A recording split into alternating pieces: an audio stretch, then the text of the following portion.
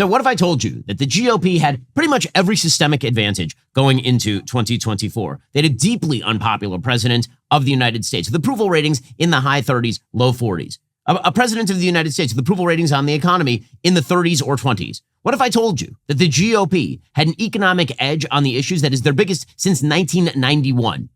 Well, what if I told you that going into the election, there was a very solid shot that Joe Biden's economic policies were going to drive America directly into a recession? Well, all of those things are true. All of those things are true. And yet somehow Republicans have come up with a brand new strategy. This strategy is to join in Idiocracy. It's a movie from the 2000s. Join in the Idiocracy show, Ow My Balls. This is their actual strategy, is just to kick themselves over and over in the balls until they win. I cannot see any other strategy here. I don't know why it's happening. It makes no sense to me.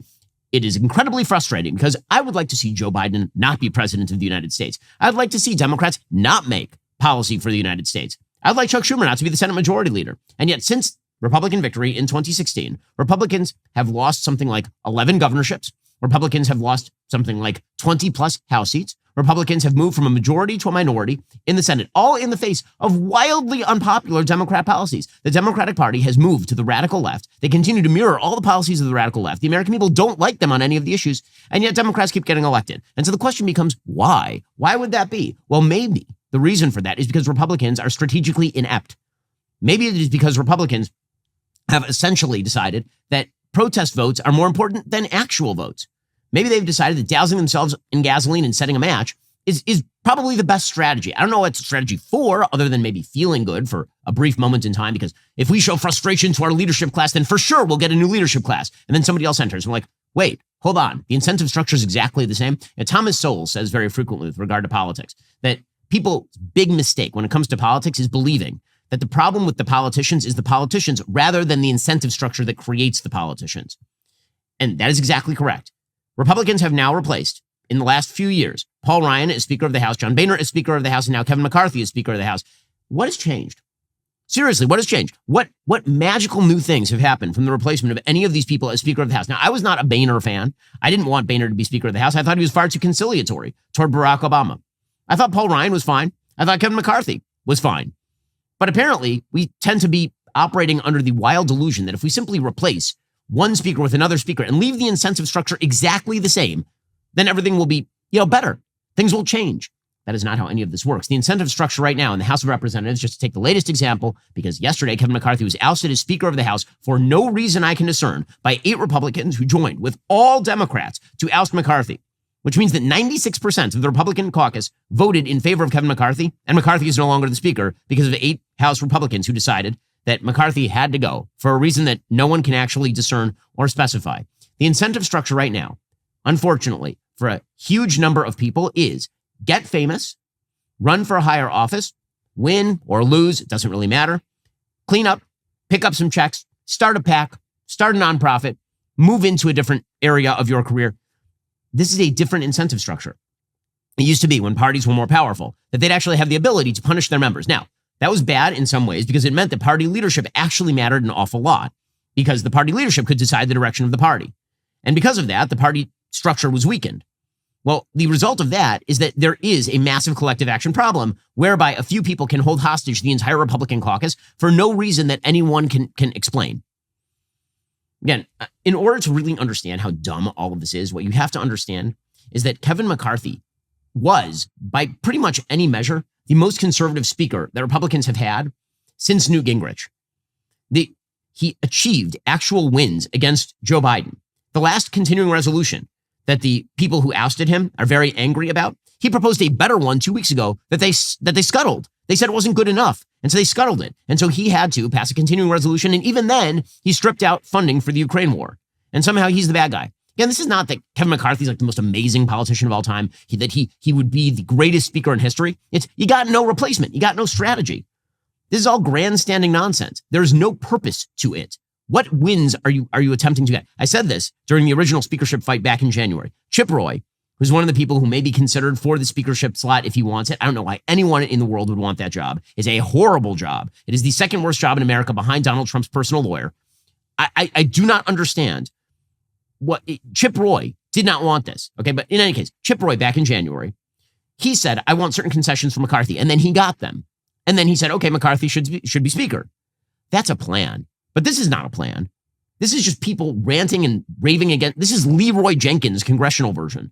These people running for no reason into a brick wall and then declaring victory as they bleed. It's an amazing thing. Okay, to truly understand how dumb this is, you have to understand how vulnerable Democrats are. And to understand how vulnerable Democrats are, let me give you just the economic situation in the United States right now. Stocks tumbled on Tuesday, according to CNBC, as Treasury yields hit their highest levels since 2007, raising concern higher interest rates would freeze the housing market and tip the economy into a recession. The Dow Jones Industrial Average dropped 431 points. That's the worst day since March. The Dow is now in the red for the year. The 10-year Treasury yield touched 4.8%. That's the highest level in 16 years. The benchmark yield has surged in the past month as the Federal Reserve pledged to keep interest rates at a higher level for longer. The 30-year Treasury yield hit 4.925%. That is also the highest since 2007, which means that money is now rushing out of stocks and back into bonds. But it also means that a lot of people are expecting that inflation could be baked into the economy. That's the only reason the interest rates are going to be stuck this high. Market Watch has an entire article today talking about how government bond yields are ripping through global markets. By the way, when the bonds that America is selling have a facially higher rate, that means the national debt is greatly exacerbated. It means that if you're worried about national debt and about the amount of spending America's doing, get ready. America's interest payments on its debts are going to outstrip the defense spending in the United States in the very, very near future. And these are bad numbers. The possibility of recession is very much on the horizon right here.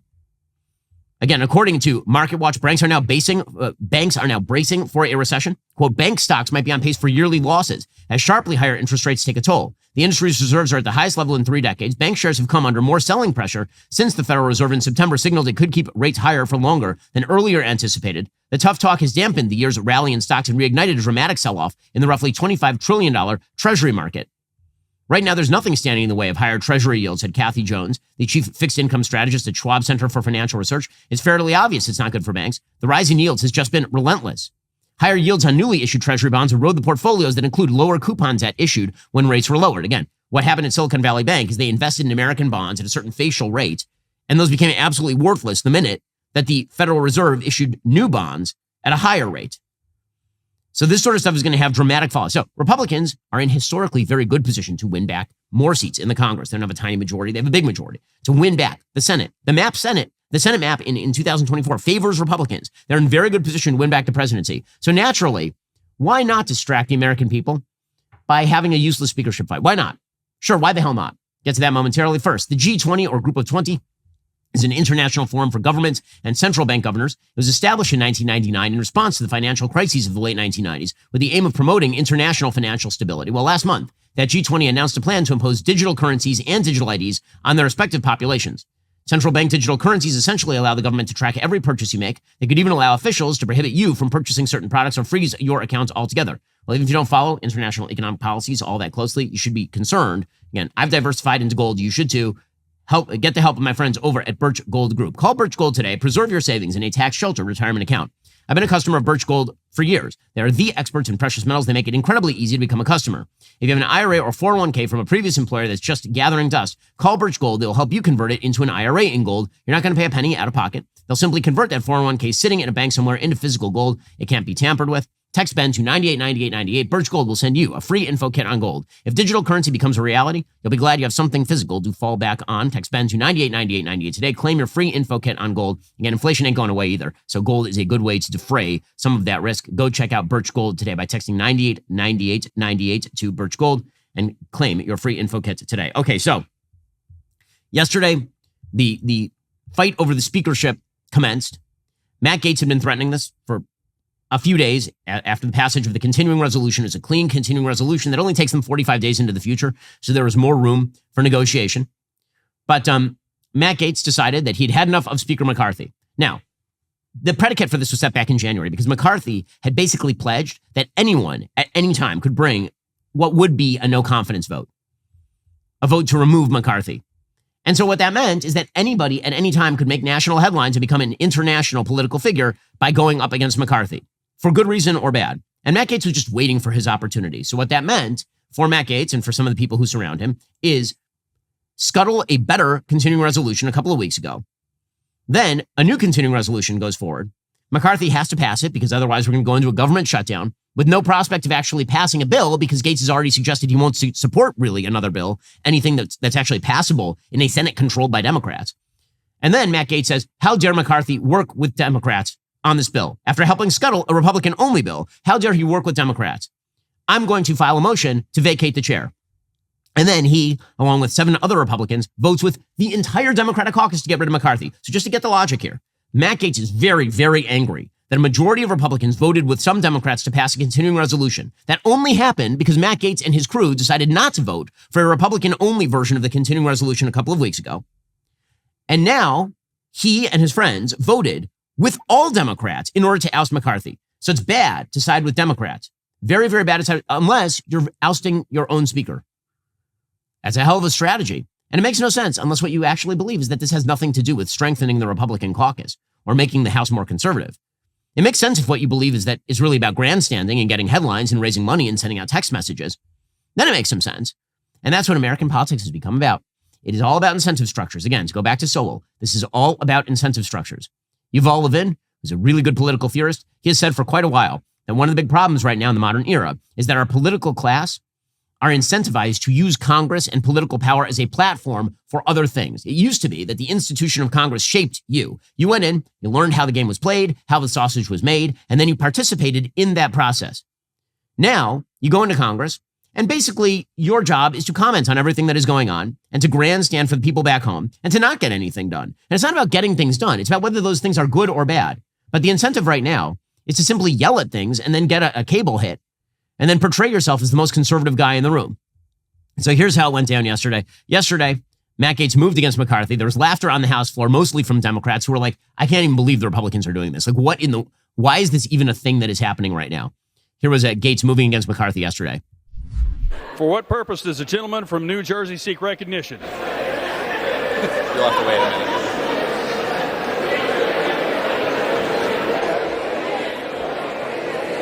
So you can hear people laughing in the chamber. Okay, just a quick flashback. Matt Gaetz, okay, back when Paul Ryan was Speaker, he opposed ousting Paul Ryan. And here was Matt Gaetz speaking on Fox News at the time. If we take Paul Ryan off the field right now, instead of being able to finish strong in the 115th Congress, we will shatter into a bunch of factions fighting against each other for power. We got enough of that in Washington already. Paul Ryan can be a caretaker of the speakership. We can have a leadership election. We can go into the midterm strong. And I don't think that pushing him out early, if he doesn't want to go, is in any way advantageous. That was Matt Gaetz in 2018. Okay, hadn't been that long. And what changed? The answer to what changed is pretty much nothing, except that Matt Gaetz realized that you get a lot more credit among a certain group of people for shouting and ranting at the wind and making moves like this than you would for, actually getting things done in Congress. Again, I'm all for people trying to exact more conservative concessions from the Speaker of the House. That's fine. But there were no concessions actually attempted or exacted here. So Speaker McCarthy had a choice. He had to basically bring up a motion to table. The motion to table, if it had succeeded, would have stopped the motion to vacate.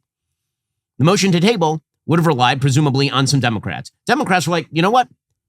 I'm not going to kill you, but I don't have to save you. This is the Batman perspective from Batman Begins, which is, you guys, this is a problem of your own making. Why would I possibly save you? Now, is that good faith? Of course not. I mean, Democrats know that they're likely to get somebody in that Republican seat next time who is probably going to be the head of another weak caucus, going to be very difficult to negotiate with because, again, you can't, it's too fractious. The rules of the caucus don't make for the ability to consolidate policy. McCarthy had basically worked with them in good faith on a couple of issues, but they don't care. I mean, why should they care? I'm not going to put this on Democrats. Yeah, if the shoe were on the other foot and Democrats were busy ousting Hakeem Jeffries and he were the Speaker of the House, I wouldn't be saying that Republicans ought to save him. So I don't blame Democrats for doing what Democrats do. I blame Republicans for voting with entirely Democrats in order to oust their own speaker for no reason, again, that makes any sense. So McCarthy instead called the vote. The motion to table failed. The vote went forward. And in the end, the 8 Republicans who voted along with all Democrats to oust McCarthy from the speakership were Representatives Andy Biggs of Arizona, who is a wild and crazy character, Ken Buck of Colorado, Tim Burchett of Tennessee, Eli Crane of Arizona, Bob Good of Virginia, Nancy Mace of South Carolina, and Matt Rosendale of Montana. And again, it's amazing because their complaints were sort of vague, to say the least. Bob Good got up and he said the speaker fought through 15 votes in January to become speaker, but was only willing to fight through one failed CR before surrendering to the Democrats on Saturday. We need a speaker who will fight for something, anything besides just staying or becoming speaker. So what would you suggest? And there's never an answer to this. Understand, Matt Gaetz doesn't know who the hell's going to become speaker. It's not like he has an alternative plan. He's a dog that caught the car. They don't know what the hell's happening next. Every single person they are suggesting to replace McCarthy as speaker supported McCarthy for speaker. That's Jim Jordan from Ohio.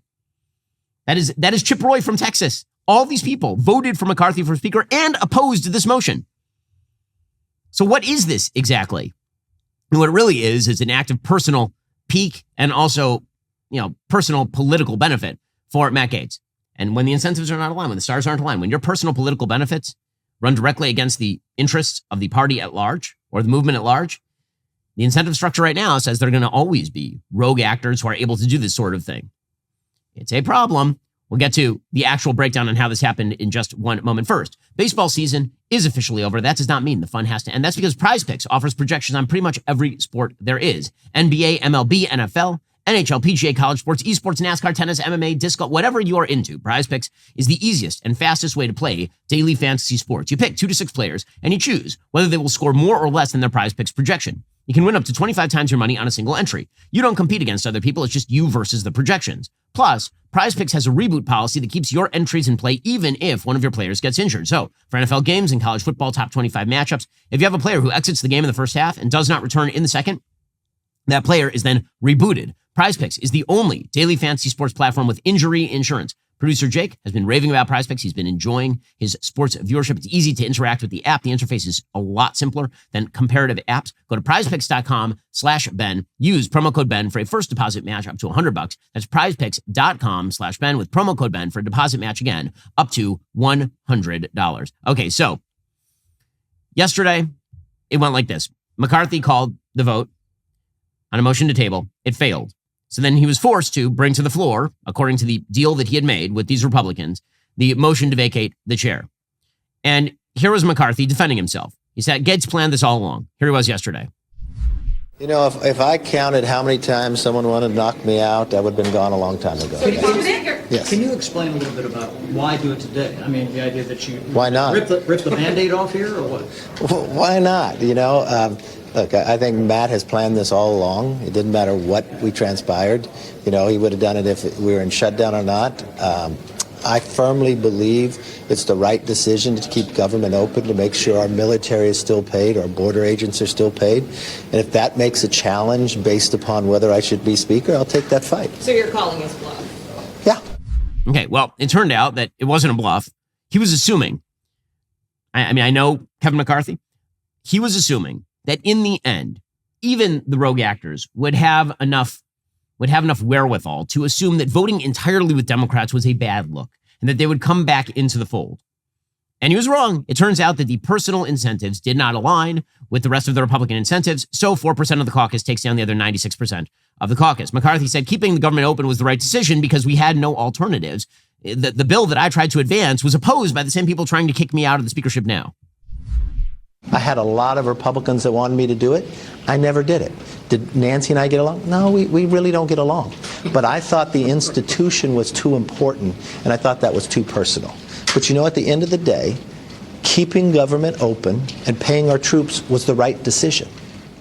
I stand by that decision. And at the end of the day, if I have to lose my job over it, so be it. But I'm going to fight for the American public, and I'll continue to fight. Now, as you will see, people in the Republican caucus, from the right side of the caucus to the left side of the caucus, supported McCarthy in retaining the speakership. So Representative Elise Stefanik, who's a very Trumpy congresswoman from New York, but she's more on the left wing of the Republican caucus. Yesterday, she said, I don't understand why we're going after McCarthy. What's the deal here? Kevin McCarthy is a happy warrior. He is tireless. He has that uniquely American grit. Under Kevin's speakership that lasted 15 rounds of him never giving up, this Republican majority has exceeded all expectations. We reopened the People's House. We passed the strongest border security bill in our nation's history. We passed an energy plan to unleash American energy dominance. We passed defense bills to support our troops. Under Kevin's leadership, He's brought hundreds and hundreds of bipartisan members of Congress to Israel, our greatest ally. He elected the most diverse class of Republicans ever, with the largest number of Republican women ever in American history. This boy from Bakersfield, he cares deeply about his constituents, his country, and the American people. Okay, that's Stefanik. She's on the left wing of the Republican Party. Then you got Thomas Massie, who's very much on the right wing of the Republican Party, extremely stringent with regard to spending. And here's Massie supporting McCarthy yesterday. Is the only member who's serving here who took every chance to vote against Speaker Boehner and to vote against Speaker Ryan. I can tell you that this chamber has been run better, more conservatively, and more transparently under Mr. McCarthy than any other speaker that I have served under.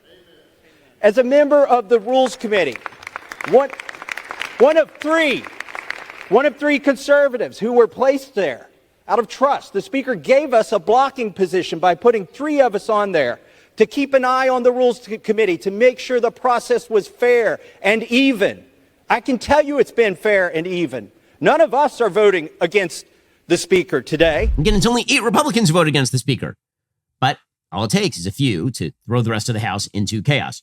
And we'll get to more on this in just one second. We'll get to Matt Gaetz' argument against Kevin McCarthy. First, if you run a small business, you need to plan ahead. One of the best ways to do that is you use Stamps.com for all your mailing and shipping needs. Stamps.com lets you print your own postage and shipping labels directly from your home or office space. It's incredibly convenient.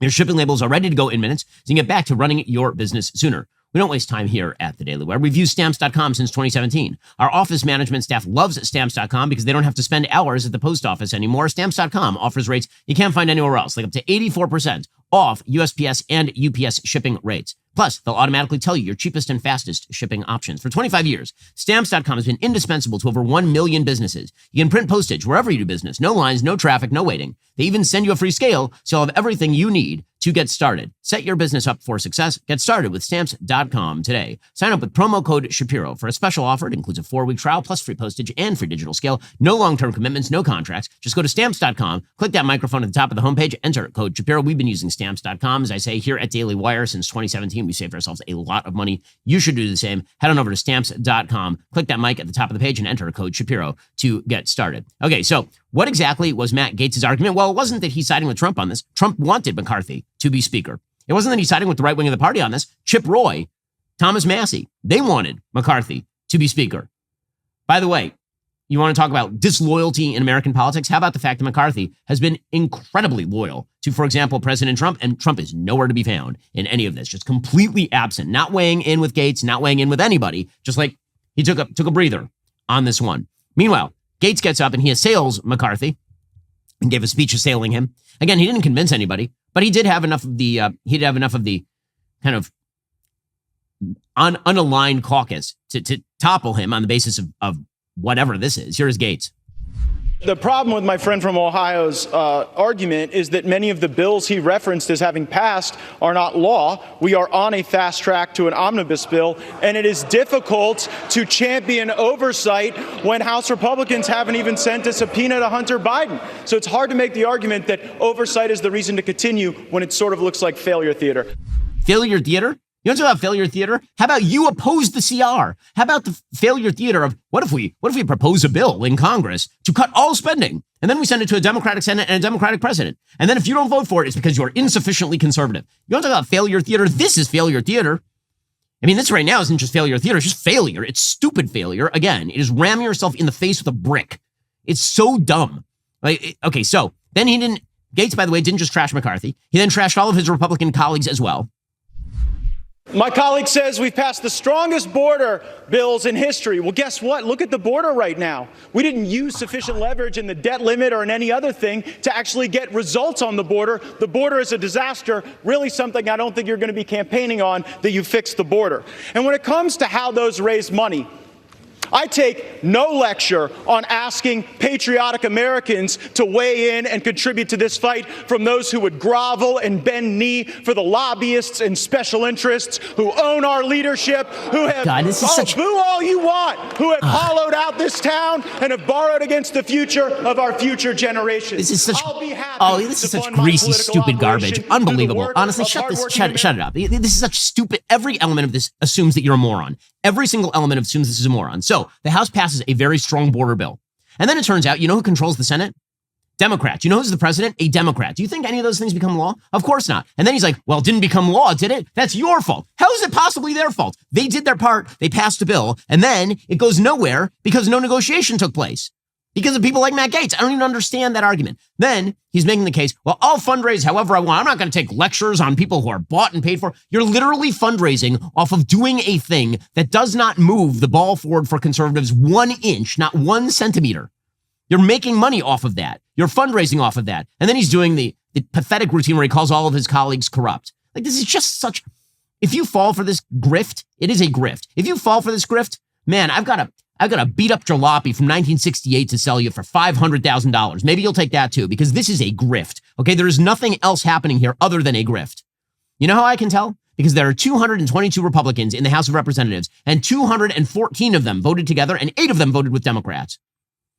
To do nothing. This is not about McCarthy. This is about the idea that you can make money and you can make hay in the Republican Party right now by losing and pretending that you are winning and fighting the establishment, whatever that means. There have been establishment politicians. I'm just wondering, is Chip Roy one? Is Thomas Massey an establishment politician? Who the hell are you talking about? Who are you even talking about? And if I'm going to take lectures from Matt Gaetz on fiscal irresponsibility, you know what I noticed? I noticed that Matt Gaetz was a big backer and continues to be a big endorser of a presidential candidate who refuses to touch entitlements on principle. Virtually all debt in the United States is driven by our entitlement programs. So again, he's just assuming you're a moron. He's assuming that when he shouts about spending and how he wants to lower it, that you're going to ignore the fact that he's endorsed candidates who spent $7 trillion, more money than any person in the history of America, and has vowed never to cut entitlements. When he talks about how he's going to raise money and he's not going to take lectures from anybody else raising money, I should point out here at this point that Kevin McCarthy, for all that people are saying about him, Kevin McCarthy aligned PAC spent millions of dollars supporting various members of the caucus that ended up ousting him. His majority committee contributed $10,000 each to the campaigns of Matt Rosendale, Nancy Mace, and Tim Burchett in the last election cycle, gave $5,000 each to Eli Crane and Bob Good. The majority committee also contributed $10,000 each to Victoria Spartz, Warren Davidson. They were all in favor of voting to vacate McCarthy in the first place. So, again, this is like, it's so obvious that there is a group of Republicans in power and in the media who think you're an idiot and are not going to tell you the truth on any of these matters, because they believe that if they just tell you that somebody's insufficiently conservative, then that is enough. They don't have to prove the case. They don't have to provide the evidence. They don't have to provide a strategy. And this sort of theater purism, where I'm the most pure because I say that we should spend no money on these things. It doesn't matter if it goes nowhere. It doesn't matter if we end up losing elections, but I've been pure. That is not how any of this works, but I guess it is how this works if people celebrate based on this. And that Gaetz is celebrating today. He got his win. I don't know what he's going to get for his win, but he got his win. People have called you a narcissist. People say that is to your benefit alone. Is it to the benefit of you and to Donald Trump? It's the benefit of this country that we have a better Speaker of the House than Kevin McCarthy. Kevin McCarthy couldn't keep his word. He made an agreement in January regarding the way Washington would work, and he violated that agreement. We are $33 trillion in debt. We are facing $2.2 trillion annual deficits. We face a de-dollarization globally that will crush Americans, working class Americans. Kevin McCarthy is a feature of the swamp. He has risen to power by collecting special interest money and redistributing that money in exchange for favors. We are breaking the fever now. This is breaking the fever? Again, I'd like to hear, are you willing to restructure entitlements? You're worried about a $2.2 trillion deficit every year. What is driving it? Matt, are you willing to talk about that? Really? If so, would you like to say something about that to the candidate who you've endorsed for president of the United States, who on principle says he will not do anything about it? Again, all these people who are complaining about spending, I don't remember them complaining when there was a Republican president of the United States and when there was a Republican Senate. It's only when they can make hay. Gaetz, after all this was over, he tweeted, "The fight is not over. Now we must elect a speaker." Okay, any suggestions? Who's out there? Who wants the job? And now everybody in Congress turns into Homer Simpson backing into the bushes. Every single person in Congress, because this is a job, man. If you have to deal with this caucus, and this caucus is so fractious that at the very first sign that one of them can make a nice MSNBC appearance and clear a buck from a text message, that your speakership is in danger, why would anyone want that job? It is a terrible job. Kevin McCarthy did issue a closing statement as he left the speakership position. Here's what he had to say. No, let's be fair, and it's wrong that you ever say. They are not conservatives. They voted against, one, the greatest cut in history that Congress has ever voted for, $2 trillion. They voted against work requirements. They voted against NEPA reform. They voted against border security. They voted against... They don't get to say they're conservative because they're angry and they're chaotic. That's not the party I belong to. The party of Reagan was if you believed in your principles that you could govern in a conservative way. They are not conservatives, and they do not have the right to have the title. He is not wrong about any of that. And I've gotten to know some past speakers of the House inside there, from Gingrich to Ryan to McCarthy. And let me tell you, when you have no power over your own caucus, you don't have power. That's it. Democrats know this is a team sport. Nancy Pelosi was able to wield her power with tremendous authority because the Democrats at least understand that in the end, you vote with your party. And the reason you vote with your party is to get things done. You want to advance the ball? This sort of free radical nonsense is counterproductive. That tweet is so telling. The fight is not over. Now we have to elect a speaker. Okay, who is your preferred candidate? Who is the best? Who is the person who you desperately want to be? Because let me tell you, if you think that is Chip Roy yesterday was blasting Matt Gaetz. How about Jim Jordan? A lot of people love Jim Jordan. I like Jim Jordan. Great guy from Ohio. Good representative. Excellent on the House Oversight Committee. Here was Jim Jordan yesterday saying this is ridiculous. Mr. Jordan, how disappointed are you with what happened here and Speaker McCarthy? I thought it was unfair to Kevin.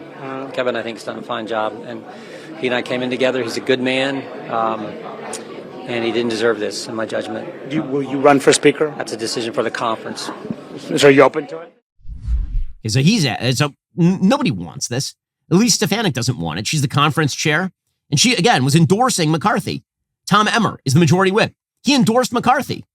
Steve Scalise endorsed McCarthy.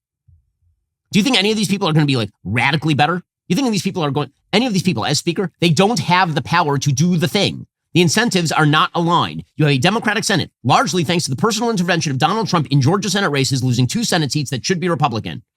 You have a Democratic president of the United States because Donald Trump lost to a dead man. So what is your plan for victory? I keep asking this over and over to every Republican on presidential level, on a congressional level, on a senatorial level, on a state level. What is your plan to win? What is your plan to win? Because you know what isn't winning? What isn't winning is stabbing yourself directly in the eye with a steak knife. That's not winning. I don't even know why it would look like winning to anyone. I understand you're really mad at the world. I understand that you don't like the way the politics is being run. But you know what doesn't change any of that? Chopping off your own head with an axe. It's so stupid. Never interrupt your opponent while they're making a mistake. First rule of politics, do not interrupt your opponent while they're making a mistake. Democrats have made an unending stream of mistakes. So Republicans naturally are like, hold on there, I need in on this. We'll get to more on all of this in just one moment. First, if let's say that you did want to get rid of a Speaker of the House for no apparent reason, or maybe you did, maybe it was a bad Speaker of the House. You want to replace him with somebody better. Or say that you have an employee and you don't like him. Like let's say his name rhymes with Michael Knowles. He's terrible. He just, for no reason, he's been here just sucking off the teat of the Daily Wire for years on end, just horrifying you daily with his presence. And let's say you wanted to actually replace him. ZipRecruiter would be the place to go. ZipRecruiter's powerful technology finds candidates whose skills and experience match your job description. Got your eye on a top candidate? ZipRecruiter's invite to apply feature lets you send them a personal invite so they are more likely to apply. To attract a specific candidate, ZipRecruiter offers attention-grabbing labels for your job posts like remote or training provided. ZipRecruiter is trusted by millions. In fact, over 3.8 million businesses have come to ZipRecruiter for their hiring needs. Make a positive impact on your hiring future with ZipRecruiter. 4 out of 5 employers who post on ZipRecruiter get a quality candidate within the first day. See for yourself. Go to this exclusive web address to try ZipRecruiter for free. That's ZipRecruiter.com/dailywire. Again, ZipRecruiter.com/DAILYWIRE. ZipRecruiter is indeed the smartest way to hire. Speaking of which, the Daily Wire is excited to announce the search for our newest position, head of studios at the Daily Wire. This role offers an incredible opportunity to shape the future of our company's rapidly growing entertainment division. At the Daily Wire, we're creating unforgettable content for our audiences through film, TV, podcasts, merch, and more. You can be a part of it. Your leadership will be front and center as you drive the company's creative vision through expert content development, strategic partnerships, audience expansion, and widespread product distribution. Don't miss out on this extraordinary opportunity to do brilliant work that matters every single day. If you're interested in joining our team, visit dailywire.com/careers. That's dailywire.com/careers today. So all I'm saying here in all of this is there's no substitute for actually winning. The appearance of winning isn't winning. Shouting at the walls isn't winning. Pouring gasoline on yourself and lighting a match isn't winning. So why is Kari Lake running for Senate in Arizona? Why is that a thing that's happening? Kari Lake just ran for governor of Arizona and lost to a wet dish rag named Katie Hobbs. She underperformed dramatically how she should have performed. Again, Arizona, very much like Georgia, is a state that should be red. Arizona, until very recently, had 2 red senators and a red governor in Doug Ducey. Now it has 2 blue senators and a blue governor.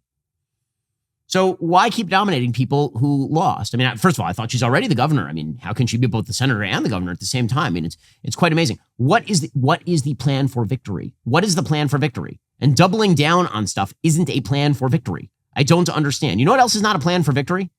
What else is not a plan for victory? Distracting from Joe Biden being a horrifyingly bad president. But the Republican Party seems bound and determined to distract from that by having a primary with too many candidates in it. Tim Scott continues to run an absolutely quixotic campaign. There is no reason for him to be in the campaign. As I've said before, if you want to have like a true interesting fight inside the Republican Party over who is best poised to take on Joe Biden, you need to get rid of some of these candidates. Tim Scott, I like the guy. There is no reason he should be on the stage. Tim Scott is not breaking wind, let alone 3% in the polls. According to Politico, Tim Scott is struggling to break through in Iowa and New Hampshire, but a top campaign advisor is privately lobbying donors to stick with him until the primary reaches his home state of South Carolina. That's absurd. He's not going to win South Carolina. He's not even outrunning Nikki Haley in South Carolina. He's not outrunning Trump in South Carolina. So what we will get is just a bunch of candidates staying in until South Carolina. Trump will win by default. And maybe that's what you want, but that doesn't seem like a legit nominating process to me in terms of giving Americans a real choice. You need to consolidate the field pretty obviously. But again, the incentive structure for every candidate is to stay in as long as humanly possible, rather than simply saying, my candidate has no purpose, I'm out, and go back to being a successful senator and a great guy from the state of South Carolina. Instead, I'm just going to stay in. Meanwhile, on the Trump front, Donald Trump is spending his days in the courtroom. Now, again, that's not his fault. He's being prosecuted for no apparent reason in New York. They're prosecuting him for fraud, despite the fact that the people he supposedly defrauded say that they did not rely on his assertions of value in order to issue loans, for example. So he would say, yeah, my apartment is worth $1 bajillion and it's 3 times the size it is. And the loan officer would then say, okay, you know what we're going to do? We're going to do our own appraisal. And then they would do it based on the appraisal. And now they're going after him for like $250 million. I understand it's stupid. And I mean, you can see how drummed up all of this is. And there was a pool camera inside the courtroom the other day. And honestly, the optics of this are so awkward and weird. You've got Letitia James, who's in the background. She's the AG of New York, who's been pledging for years to go after Donald Trump. And she's like glaring at Trump in the background. And then the camera makes its way around to Judge Engoron, who is the judge in this case, who's a liberal Democrat, who starts mugging for the camera. It's all gross and stupid. And here's what the pool camera looked like. You're more likely to have cameras in state proceedings. And so it's up to the discretion of the judge. You can see it zooming into Letitia James. And I'm not too sure that weirdly, it's all an Arrested Development outtake. Honest to God, we are just a bad comedy in this country. The optics of this is working to She's a clown show. She's glaring at Trump. At this pull out, right focusing now, on Trump. Will be either filled with rage or they will be thrilled. And then the camera person is making his way around the room and finds his way to Judge Engoron. James now being shown in the background. And he mugs for the camera. Trump in the foreground. And it fulfills the narrative on both sides. Our country is such a clown show. It's such a clown show. But is any of this likely to make Joe Biden not president? That's all I care about. Make Joe Biden not the president anymore. 2024. That should be the campaign slogan. And again, it's not Trump's fault that he's being dragged into court in this particular case. But if the entire campaign is going to revolve around this stuff, he's not going to win. If the entire campaign is about Donald Trump's legal troubles, he is not going to win. Well, now he's been told to watch what he says and posts or risk ending up behind bars for up to a month. In the second day of the former president's financial fraud trial, Judge Arthur Engoron just issued a limited gag order against everyone in the civil case to stop verbal and social media-related posted swipes at members of his staff. Personal attacks on members of my court staff are unacceptable, not appropriate, Engoron made clear Tuesday after Trump took a partisan swing at the judge's principal law clerk, Allison Greenfield, on Trump's Truth Social platform. Calling what Trump did, quote, a disparaging, untrue, and personally identifying post about a member of my staff, Engoron only cited one of the defendants as the one behind the post, but it was obviously referring to Trump. The now deleted post showed Greenfield in a picture standing next to Chuck Schumer and called her Schumer's girlfriend. With his long history of going on offense, today is the first time any judge has put the restraints of a gag order on Trump that's according to Deadline. And by the way, Engoron would love nothing better than to put Donald Trump behind bars for a month. He would love it. It would be his favorite thing in the entire world. Trump, for his part, he is campaigning against the grossly incompetent and fraudulent Letitia James, who I noticed is not the current president of the United States. I'm not blaming Trump for going on offense on this stuff. My point is, if the entire race is about Donald Trump's legal troubles, he's not going to win. I know that's an audacious claim, but if the entire campaign is about that, his chances of victory are a lot slimmer than they would be if the opposite were true. Democrats know this, which is why they are doing it. Now, that can be unfair. It can be wrong. It is unfair, and it is wrong. All of those things are true. Also, you know what my top priority is as a conservative? Not Joe Biden not being president. That's my top priority. I don't like what they're doing to Trump. I think it's very bad. So we should all contribute to Donald Trump's legal defense fund, and then we might want to think about nominating a candidate who isn't going to spend the next 8 months in the courtroom, spending every dollar that goes into his campaign fund on legal fees. And here's Trump yesterday going after Letitia James. But he's been given false information, misleading information, and corrupt information by a very corrupt and incompetent Attorney General, Letitia James. This woman is grossly incompetent. She ran on the basis, I will get Trump without knowing anything about it. So he's been given this information. It's now been proven to be false, such as Mar-a-Lago and Palm Beach, Florida, being worth $18 million, when in fact it's much closer to $1.5 billion. At a minimum, she should start looking for the murderers and the criminals, the violent criminals all over New York, do something about all of the illegal migrants pouring into our city and state, and not spend the next 6 months in a courthouse because she's been caught early. Her numbers are fraudulent. She's a fraud. Her numbers are fraudulent, and this case should be dismissed. Okay, again, he's not wrong about any of that. Also, what is everybody talking about today? Now, what they should be talking about is the economic news, because the economic news for Joe Biden is awful.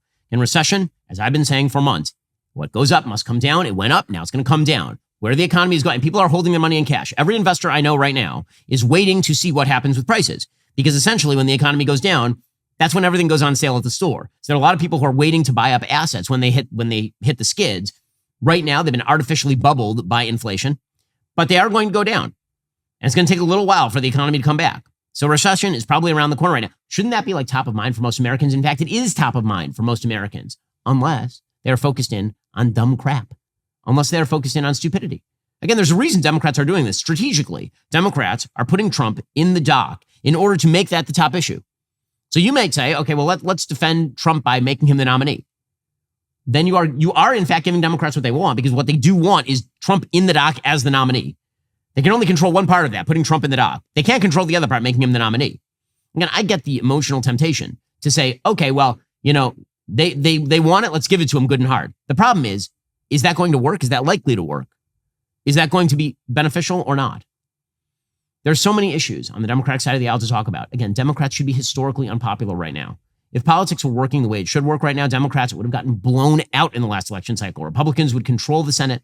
Republicans lost at least 4 Senate seats that they should have won in the last election cycle, which would have given them like a 53-seat majority in the Senate. Republicans should have had a House majority, not of 4 or 5 or 6 votes. They should have had a House majority of 20. Everyone knows this is the case. But again, frustration with the entire system is leading people to think with lower parts of their anatomy rather than their brain, and it's not going to end well. Okay, meanwhile, one of the things that maybe Americans might want to talk about is the giant crime wave that is now engulfing the nation. Again, in cities all over the United States, you have mobs of roving criminals who are doing criminal things, and now there have been at least 2 left-wing journalists, social justice advocates, so-called, who have been legitimately murdered in major American cities. Ryan Carson, according to CBSNews.com, a social justice advocate on a mission to make New York a better place, was stabbed to death on the streets of Crown Heights on Monday. People who knew Carson, 32, said he dedicated his life to trying to change things for the better.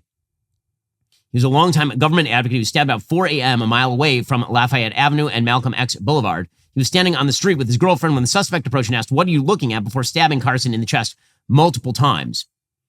I was absolutely in disbelief, said New York Assembly member Emily Gallagher, who knew Carson before becoming a politician. Gallagher and Carson bonded over losing close friends to drug overdoses. Carson's girlfriend was not hurt. It was so shocking, and there constantly, said Max Sabo from Bed-Stuy, the person was acting irrationally prior to the attack. The police had made no arrests. Now, that is story number one. Story number two, we talked about it briefly yesterday. Josh Kruger, who is a local journalist and community activist in Philadelphia, a defund the police activist. He was shot 7 times inside his own home in Philadelphia. No word on the motive for his shooting. No arrests have been made at this point. Meanwhile, Texas Congressman Henry Cuellar was carjacked at gunpoint in Washington, D.C. So that's things are going well all over. It's going great.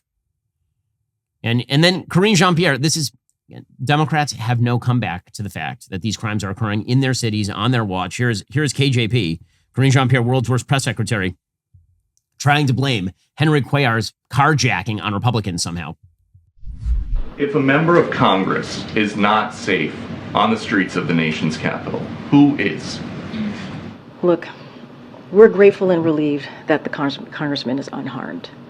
We understand what communities are going through across the country, not just in D.C. That's why the president took action very early on in his administration to get the American Rescue Plan done, without the help of Republicans. Republicans voted against the American Rescue Plan, which passed, by the way. And so it's Republicans' fault that people are getting stabbed to death on the streets of New York. Makes perfect sense. And it's a target-rich environment for Republicans right now. It really, truly is.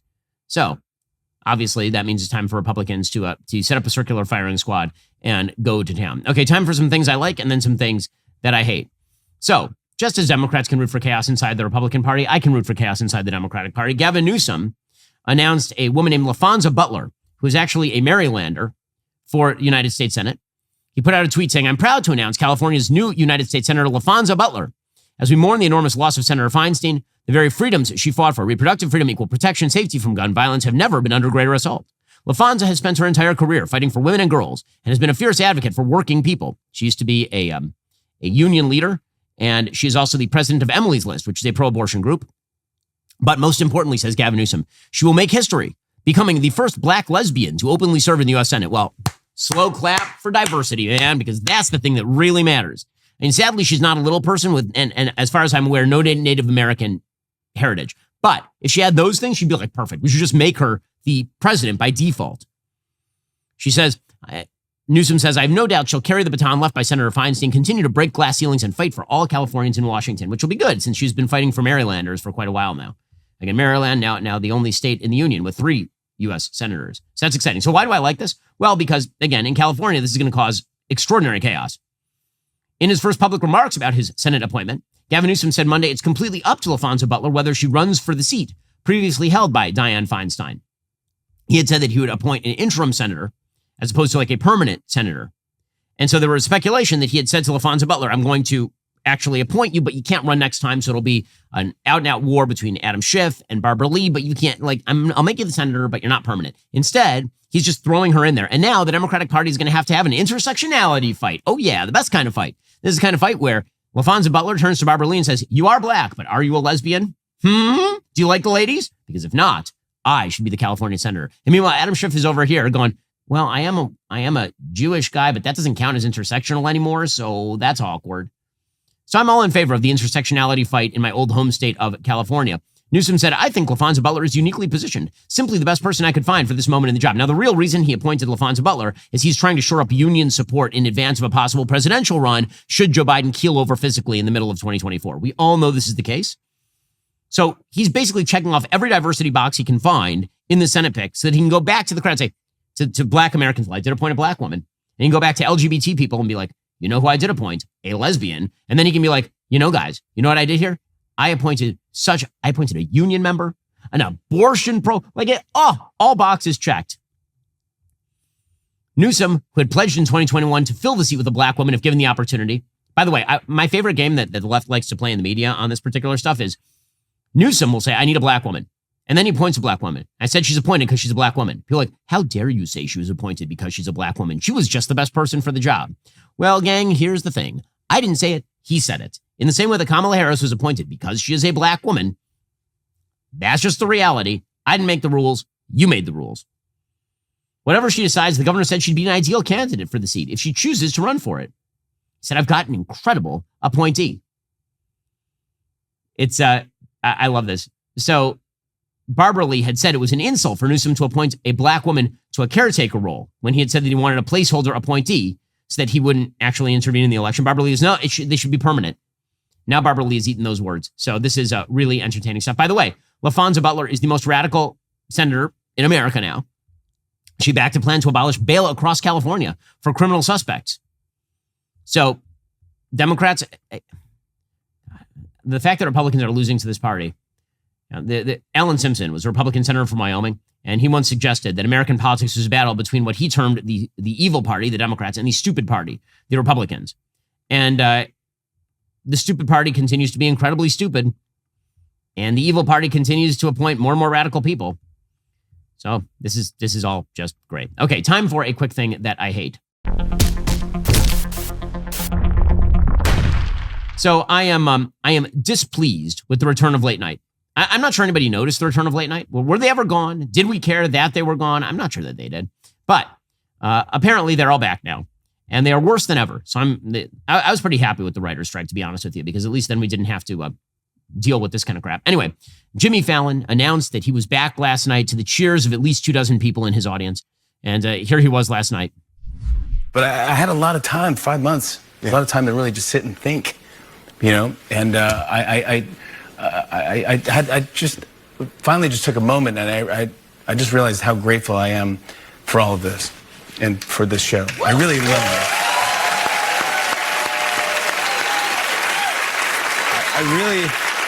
I really love this job. I love doing it. I love telling jokes. I love interviewing people. I love making you laugh. I'm very lucky to have this show, and I want to thank you all for supporting and choosing to have me in your bedrooms at nighttime. Okay, well, you know who doesn't appreciate him? His own employees. And there's a whole article while he was out about how terrible he is to his own staff. But there's that. Meanwhile, the joke writers were back at it, and man, do they have jokes to tell about, wait for it, Donald Trump. They're going to tell more jokes about I don't even know how you could live without jokes from Stephen Colbert about Donald Trump for the past few weeks. I mean, it was a dark time in American history. Here's Stephen Colbert back to telling crappy jokes about Trump. Big Apple also got a visit from Donald Trump today. No, you're happy he was here because he's attending a civil trial that he has already lost. You see,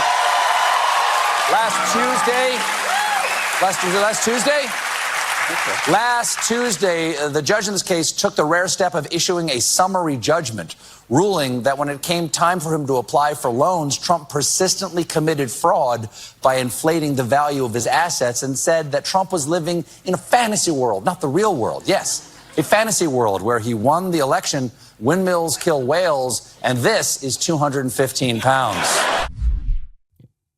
So funny. Man, without those rhetoric, AI could replace those jokes so easily it would make your head swim. Was there a laugh anywhere in there? I'm confused as to where it was. But don't worry, it wasn't just Stephen Colbert. Jimmy Kimmel was back, and he also had jokes about a topic you'll never believe what he was joking about. Hold up, this just in, it was Trump. Whoa, no way. You mean these dumbasses are back at it joking about Trump because they can never tell a joke about a Democrat unless they lose their Democrat Party wallet card or something? Here is Jimmy Kimmel. At one point, Jimmy Kimmel used to be funny. It's pretty amazing how the funny have fallen. Trump is now facing 91 felony counts. 91 felony counts. It's like all of Melania's birthday wishes came true at once. Every time something happened in the news, I would get texts asking me if I was bummed we didn't have a show that night. And mostly I was fine, but the one that really got me was when they booked Trump in Georgia and he self-reported his weight at 215 pounds. I almost crossed the picket line for that. I really. If I was the judge in the case he has going on in New York right now, I'd start the trial. I'd say, listen, look, we're going to get to the fraud thing, but first, hop up on this scale, big fella. Wow. Like they're all telling the same joke about how he's fat. Man, they're amazing at this. They are so good at this. I'm so glad that the writers are back. How could we have survived without the writers? Alrighty, guys, the rest of the show continues right now. You're not going to want to miss it. We'll be getting into an article from the Washington Post claiming America needs more atheists. We'll be getting into that. If you're not a member, become a member, use code Shapiro, check out for 2 months free on all annual plans. Click that link in the description and join us.